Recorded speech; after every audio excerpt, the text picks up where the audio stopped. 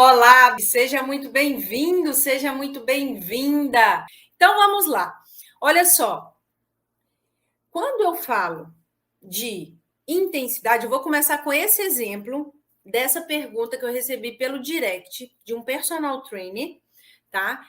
Ele colocou para mim a seguinte situação: a aluna dele treina 5 dias na semana, ou seja, de segunda a sexta com ele, e aí o objetivo dela emagrecimento.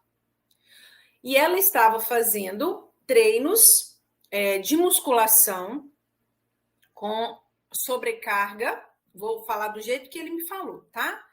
Com sobrecarga alta, né? Então, considerado por ele uma intensidade mais alta e intercalando com treinos de HIIT, treinamento de alta intensidade.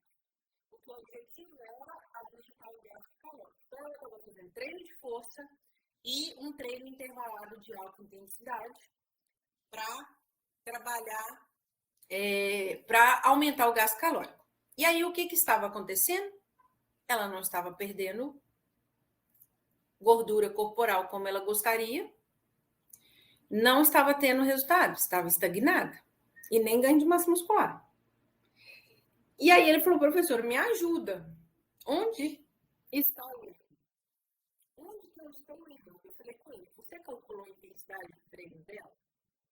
Ele: como? Eu falei assim: olha só, por exemplo, para você trabalhar com um treinamento intervalado aí de alta intensidade, quando eu penso na sessão de treino do HIIT, eu estou enfatizando, né, ou seja, priorizando via aeróbia.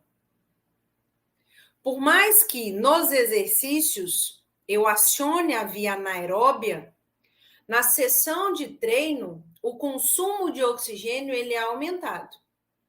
E quando eu tenho utilização de VO2 para produção de energia ali durante o exercício, eu estou falando de metabolismo aeróbio, certo? Então, eu falei com ele: você precisa calcular essa intensidade para você calcular a zona-alvo dela de treino, em que você vai trabalhar aí na porcentagem de metabolismo de gorduras, porque é o objetivo dela. E aí, o que está acontecendo? O volume semanal, ele não está casando com a intensidade. Porque quando eu aumento a intensidade, eu obrigatoriamente diminuo o volume. Quando eu aumento o volume, eu diminuo a intensidade. Porque eu estou falando de metabolismo, de recrutamento de fibras musculares. Então, você precisa começar a raciocinar em cima disso. Então, não é simplesmente porque o HIIT é considerado um método de treino eficiente para aumento de gasto calórico que eu sou obrigada a usar. Eu preciso analisar essa aluna para ver se a real necessidade dela.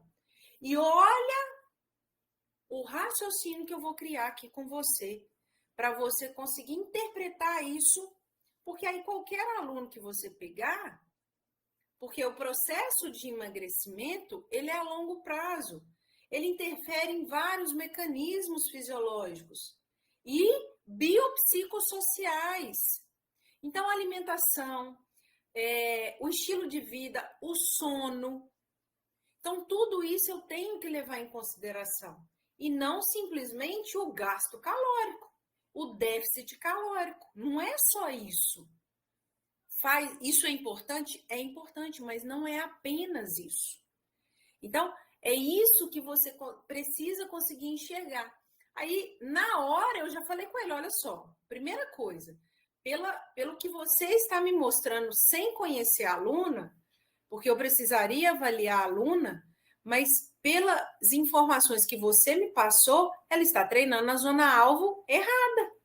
Ela está treinando anaerobicamente, no limiar 2. Então, ela não vai ter um aumento aí de metabolismo de gorduras. Está utilizando muito glicogênio muscular e provavelmente, ainda falei com ele, provavelmente ela deve sentir muita fome depois. porque ela usa o glicogênio todo, aí a fome de carboidrato depois vem igual. E aí, como que está aliada a dieta dela? Provavelmente em redução, restrição de carboidratos. E ela está usando muito mais carboidrato durante os treinos. Aí, o que acontece? Eu começo a ter até catabolismo, e isso pode levar a lesões. E aí, como que eu penso nisso? Eu penso em questões de gases, de dimensão do mês, não tem caminho vascular.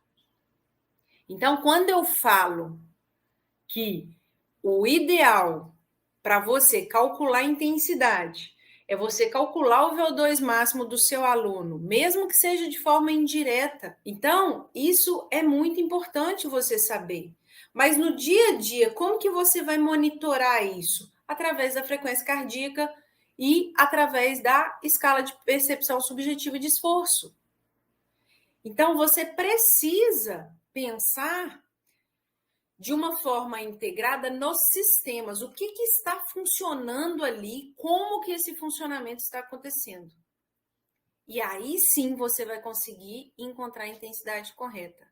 Mas a gente tem já respaldo na literatura. E é isso que eu quero te mostrar. Você vai falar assim, qual a intensidade então, professora? A gente tem na literatura a intensidade em que eu tenho uma maior mobilização de gorduras, onde eu tenho uma maior mobilização de carboidratos, e aí você vai calcular em cima disso para o seu aluno, tá? Então, olha só, eu vou compartilhar aqui com você um trecho de uma aula minha dentro do método RFI. Então, o que eu estou te entregando aqui essa semana são conteúdos que eu aprofundo dentro do método RFI com os profissionais RFI, que são os personal trainers, profissionais de educação física, que fazem parte do meu método raciocínio físico integrado. Então, olha só, para eu pensar, então essas aulas estão todas aqui, tá? Para eu pensar em transporte de oxigênio, não tem como eu não pensar no sistema respiratório e no sistema circulatório, que vai levar esse oxigênio. Qual que é a regrinha básica? Quanto mais oxigênio tiver disponível, isso é fácil pensar, tá? Quanto mais oxigênio tiver disponível, mais ATP vai ser gerado, concorda comigo? Então, se eu tenho mais oxigênio, eu vou ter um melhor metabolismo aeróbio, porque o oxigênio entra ali na via aeróbia, né, para se juntar aos íons de hidrogênio da cadeia transportadora de elétrons, formar água, juntamente com CO2 e ATP, né? Quem é o substrato energético aí principal no metabolismo aeróbio? Gorduras e carboidratos. A proteína também entra nessa história se for necessário, mas gorduras e carboidratos. E aí, você pensar no transporte de oxigênio, isso é super importante. Porque quando você avalia o aluno, né, faz um teste de aptidão cardiorrespiratória, um teste de VO2, e você tem lá o valor do VO2 máximo dele, que pode ser dado de forma relativa, em ml por quilograma por minuto, ou pode ser dado de forma absoluta, em litros por minuto. Que significa o quê? O volume de oxigênio circulante. E aí, o que é o VO2 máximo? É a quantidade de oxigênio que está sendo consumida ali durante o exercício. Sendo que esse consumo de oxigênio, ele acontece em repouso, em exercício e após o exercício. E isso tudo está relacionado a metabolismo. Então, a gente precisa pensar nesse ciclo do oxigênio e na produção de CO2. Porque isso está relacionado com o metabolismo, que está relacionado com a intensidade que você quer trabalhar. Se é na zona anaeróbia ou se é na zona aeróbia. Por isso que eu falo que o profissional de educação física que não sabe bioenergética, ele não sabe o resto, porque está tudo ligado. O tempo todo eu vou citar metabolismo, que eu vou citar a via metabólica, eu vou citar aqui, vou me referenciar a fibras musculares.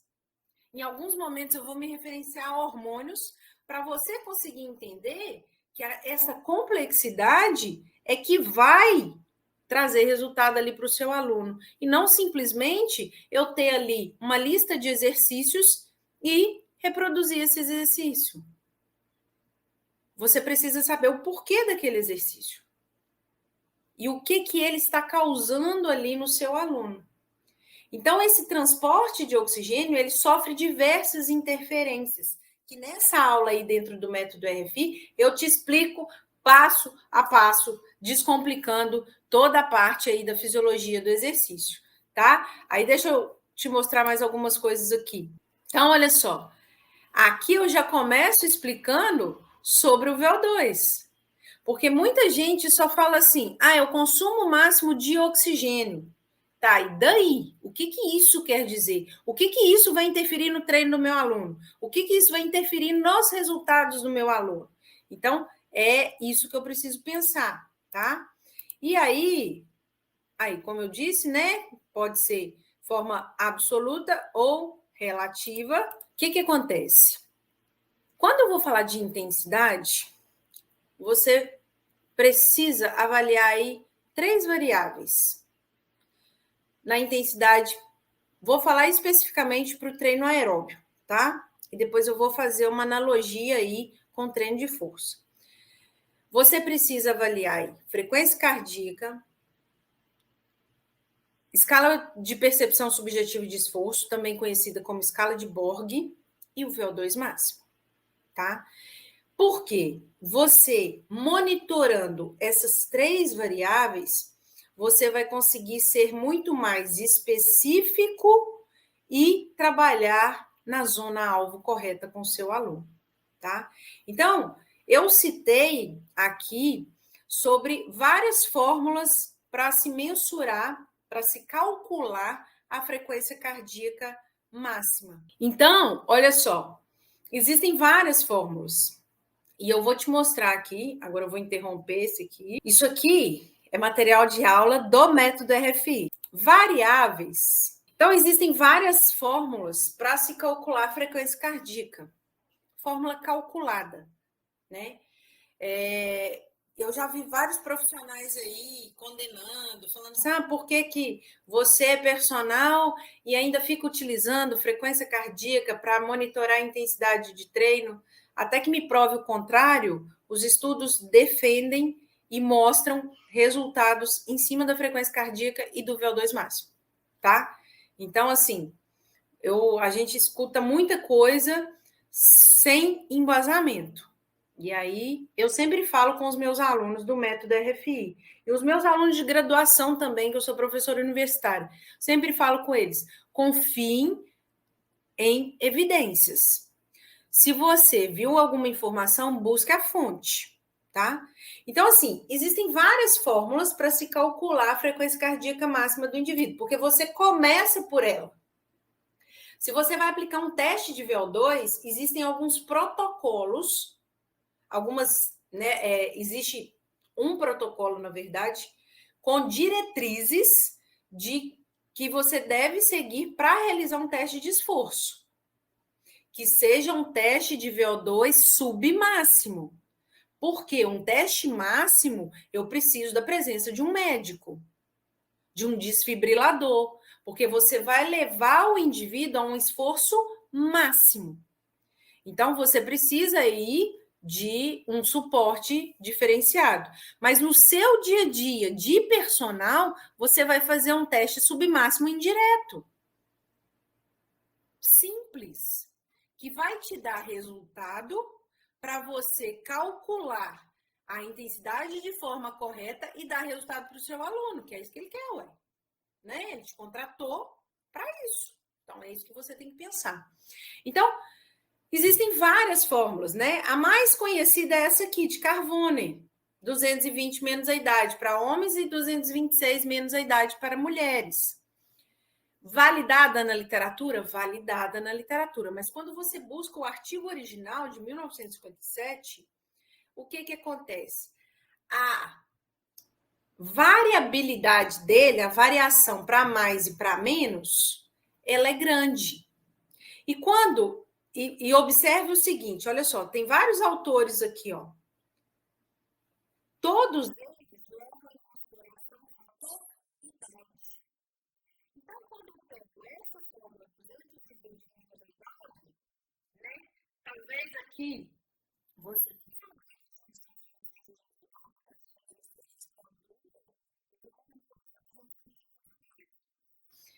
quando eu pego pessoas mais velhas e uso, vai dar uma diferença muito grande aí para a frequência cardíaca máxima calculada, né, pela fórmula.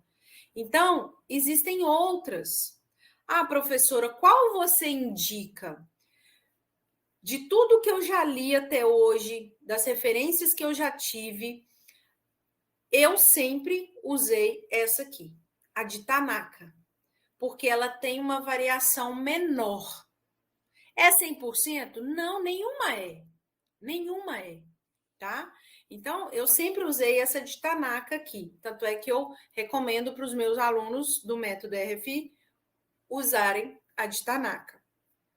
Mas aí você vai fazer um teste de aptidão cardiorrespiratória com o seu aluno, ou um teste de Cooper, ou um teste de 1 milha. De Cooper, gente, o protocolo de Cooper são 12 minutos de trote ou corrida. Então, ele não serve para caminhada. E é em pista, onde você consiga demarcar a distância. Já me perguntaram, professor, eu posso fazer o teste de Cooper na esteira? Não. O teste de Cooper, ele é para pista, campo. Então, existe o teste de Cooper de 12 minutos, existe o teste de Cooper de 2.400 metros, existe o teste de Cooper de 3.200 metros. Você precisa escolher de acordo com a especificidade do seu aluno. Já começa por aí. Se o seu aluno não vai treinar corrida, para que você vai fazer um teste de VO2 de corrida com ele? Não faz sentido.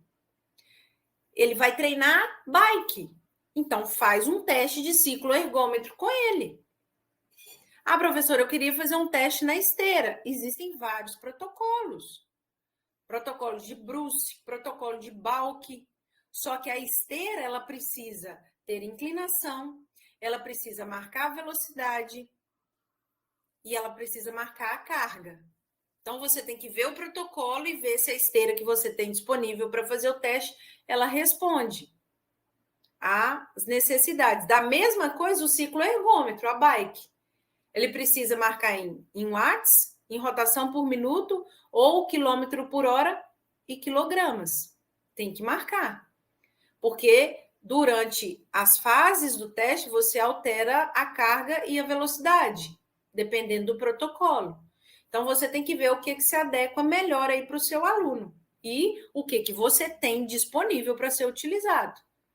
Então, tudo começa por aí, para a escolha do teste, porque isso vai interferir no resultado, certo? Se seu aluno vai correr, ele vai fazer o aeróbico dele, o treino dele, aeróbico com corrida, com caminhada, com corrida, não justifica você fazer um teste de cicloergômetro com ele. Você vai fazer um teste de pista com ele.